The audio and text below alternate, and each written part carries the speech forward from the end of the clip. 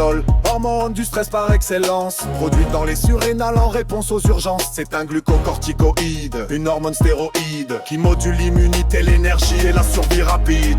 Libérée selon l'axe AHS, hypothalamo-hypophyso-surrénalien. Elle agit sur tout le corps pour faire face au quotidien. Essentielle en cas de stress ponctuel, mais nocif si elle reste un taux élevé chronique ou habituel. Cortisol, stress, glucose, inflammation, produit par les surrénales sur stimulation court terme. Énergie, adaptation long terme, fatigue, dérégulation, réglé par l'axe hypothalamo-hypophyso-surrénalien.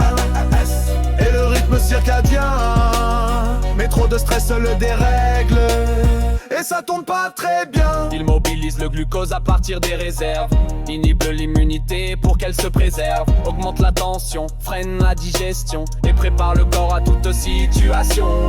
Il agit sur la mémoire et les émotions, sur la tension artérielle et la glycogénolyse en action. Il régule aussi le cycle veille et sommeil, mais trop de cortisol brouille le réveil. Cortisol, stress, glucose, inflammation, produit par les surrénales sur stimulation court terme. Énergie, adaptation long terme, fatigue, dérégulation, réglé par l'axe hypothalamo-hypophyso-surrénalien. Et le rythme circadien, mais trop de stress le dérègle, et ça tourne pas très bien. Quand il est trop élevé, trop souvent, le corps s'épuise, les tissus sont moins résistants.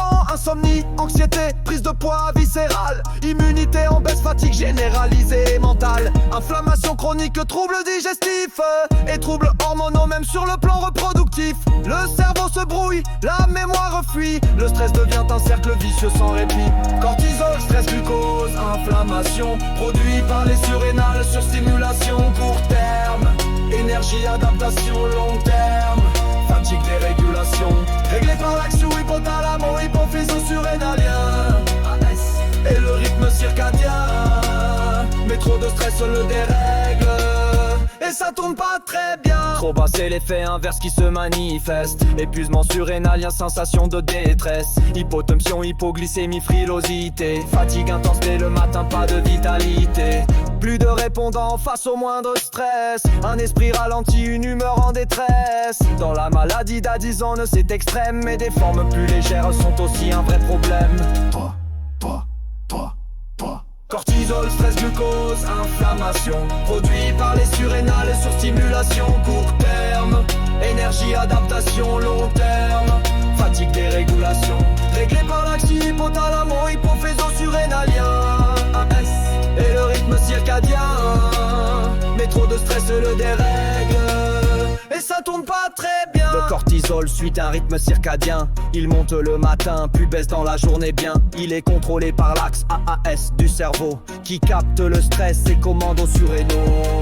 Hypothalamus libère la CRH, l'hypophyse envoie la CTH en tâche, puis les surrénales fabriquent le cortisol. Mais si le stress dure, l'équilibre devient bancal. C'est l'hormone de l'adaptation urgente, mais elle ne doit pas dominer en continu insistante.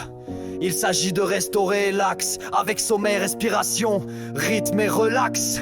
Moins de sucre, plus de repos, du magnésium, des pauses, du calme et de bons rythmes circadiens, c'est un minimum. Car l'épuisement surrénalien ne vient pas d'un coup, mais d'un stress prolongé qu'on ne calme pas du tout.